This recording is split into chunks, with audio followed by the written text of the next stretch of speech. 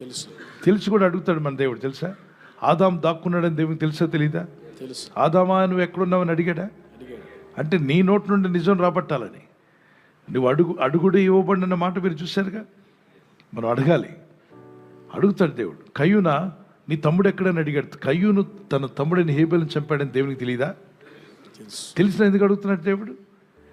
వాడు చేసిన తప్పు వాడి నోటి నుండి ఒప్పించాలని. నీకు ఎందుకు ఈ బాధ వచ్చింది అని అడిగితే, ఏమో నాకేం తెలుసు అనుకో. నువ్వేం చేసావో చెప్పు.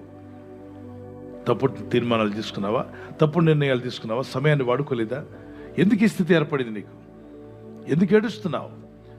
మగ్ధలేని మరియా సమాధి దగ్గర నిలబడి ఏడుస్తూ ఉంటే ప్రభుకు తెలియదు ఎందుకు ఏడుస్తుంది ఆవిడ. 4 జామున వచ్చిందంటే సమాధి దగ్గరికి.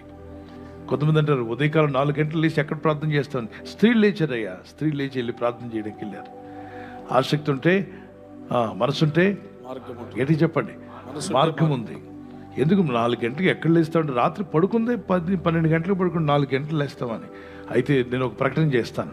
రేపు ఉదయకాలం 4 గంటలు లేచి ప్రార్థించిన వారికి ఒక్కొక్కరికి 10,000 రూపాయలు ఇస్తారంటే ఏం చేస్తారు చెప్పండి? 10,000 కూడా లేవని వాళ్ళు కొందరు ఉంటారు. 1,00,000 ఇస్తానంటే చెప్పాలి. ఆయన లేకపోయినా వాళ్ళు ఆవిడ చెప్తారు, లేగో 1,00,000 రూపాయలు పోగొడుతున్నాం, లేక ప్రార్థన చేయి. రాష్ట్రం అంతా ప్రార్థన చేస్తారు కదా. డబ్బు విలువ తెలుసు కాబట్టి ప్రతి ఒక్కడు లేవలేకపోయినా బలం పుంజుకొని లేచి ప్రార్థన చేస్తాడు.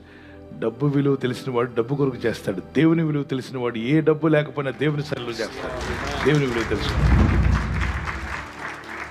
నిజం చెప్పండి, రోజుకి ఉదయకాలం 4 గంటలు లేచి ప్రార్థన చేస్తే 5,000 ఇస్తా అంటే ఎంతమంది లేస్తారు చెప్పండి? అసలు ఇక్కడ స్థలం ఏమైనా ఉంటుందా?